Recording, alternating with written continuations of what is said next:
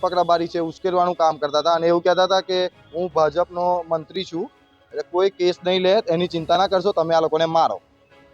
રણોલી નજીક ખાનગી કંપનીમાં કામ કરતા કર્મચારીનો એક દિવસનો પગાર જબરજસ્તી કપાવવા માંગતા તત્વોએ કર્મચારી પર જીવલેણ હુમલો કરતા ભાજપના એક નેતા સહિત એક્સ આર્મીમેન વિરુદ્ધ જિલ્લા કલેક્ટર અને પોલીસ કમિશનર કચેરીએ લેખિતમાં ફરિયાદ કરવામાં આવી છે. પ્રાપ્ત માહિતી અનુસાર વડોદરા શહેર નજીક જવાહરનગર પોલીસ મથકની હદમાં રણોલી ગામે રહેતા પ્રજેશ પટેલ ખાનગી કંપનીમાં નોકરી કરે છે. જે કંપનીમાં તેઓ નોકરી કરે છે તે કંપનીમાં કર્મચારીઓમાં એક આંતરિક સમજૂતી છે.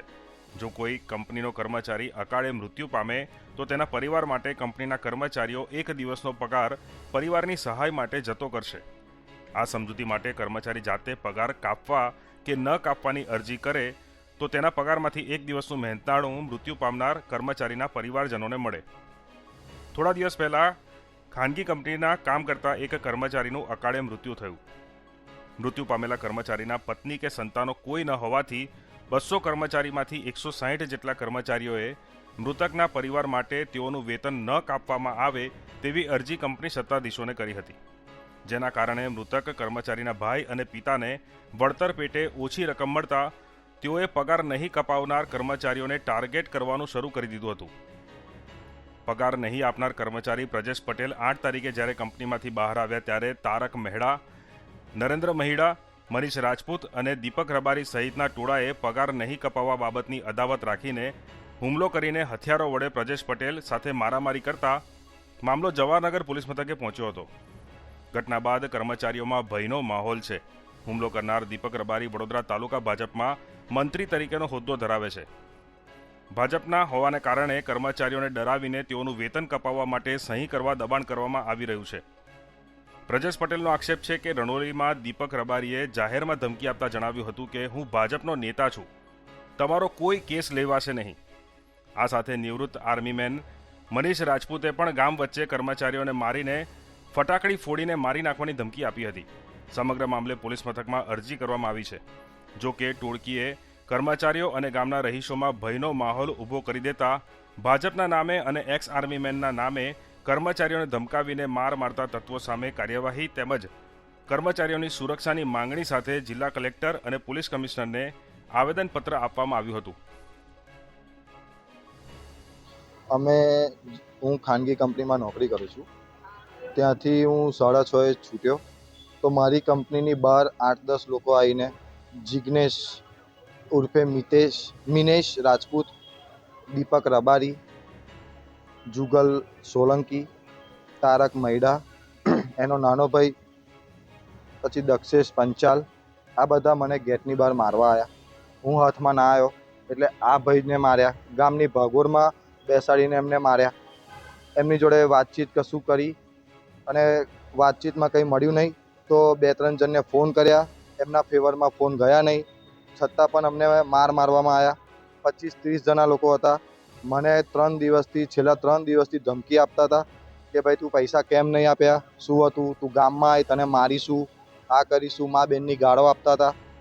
પછી આમાં કંપનીનું તારક મૈડા, એ બધા ગામના લોકલ જ છે. હું ખાનગી કંપનીમાં જે નોકરી કરું છું ત્યાં એવી પોલિસી છે કે ભાઈ એક જે કંપનીમાં એમ્પ્લોય હોય એ એક્સપાયર થઈ જતા હોય ચાલુ કંપનીએ તો એને એક દિવસનો પગાર આપતા હોય છે. સ્વૈચ્છિક આપતા હોય છે, મરજિયાત છે, ફરજિયાત નથી. કંપની નોટિસ પણ મારે છે કે જેને પણ આપવું હોય એ સ્વેચ્છાએ આપી શકે છે. ના આપવાવાળા કંપનીમાં એક અરજી કે મેલ જેને જેવી સુવિધા આપી હોય એ રીતે એમને પ્રોવાઈડ કરતા હોય છે. તો હું અને આ ભાઈ એમની રીતે અલગ અલગ રીતે અમે અમારું સિંગલ પેજમાં અમારું આપ્યું છે કે ભાઈ આ ભાઈનું દુઃખદ અવસાન થયું છે, અમારે એક દિવસનો પગાર આ ભાઈ માટે નથી આપવો. એનું પણ રીઝન હતું કે ભાઈ એના ઘરમાં ફેમિલીમાં નથી, એની વાઈફ કે નથી એના છોકરા, તો પૈસા અમારે આપવા કોને? એટલા માટે અમે અરજી કરીને કંપનીમાં એક પત્ર નોટ લખીને આપી હતી કે ભાઈ અમારે આ પૈસા આપવા નથી. અમારા જેવા બીજા ઘણા લોકો છે, 100 ઉપર લોકો છે. વડોદરા જિલ્લો, તાલુકો વડોદરા. અમારે રણોલી રહેવાનું. ખાનગી કંપની છે, પ્રાઇવેટ લિમિટેડ છે. મારું નામ રિંકેશ પટેલ છે અને આ ભાઈને જ્યારે મારવા આવ્યા ત્યારે એવું પણ કીધું જિગ્નેશ રાજપૂત ઉર્ફે મિનેશ રાજપૂતે કે ભાઈ હું આર્મી રિટાયર છું, તમને ફટાકડી ફોડીશ. અને બીજા દીપક રબારી છે, ઉશ્કેરવાનું કામ કરતા હતા અને એવું કહેતા હતા કે હું ભાજપનો મંત્રી છું, એટલે કોઈ કેસ નહીં લે, એની ચિંતા ના કરશો, તમે આ લોકોને મારો અને તમે પહેલ કરો પછી હું બી મારું છું. દીપક રબારી છે, આ એ ભાજપના હોદ્દેદારો જોડે ફોટા પડાયા છે અને બધાને ઉશ્કેરે છે. ગામમાં બધા સમાજ એક થઈને રહે છે પણ એ ઉશ્કેરવાનું કામ કરે છે કે આ સમાજ બધા વેરવિખેર થાય અને બધાને લડાવવાનો પ્રયાસ કરે છે.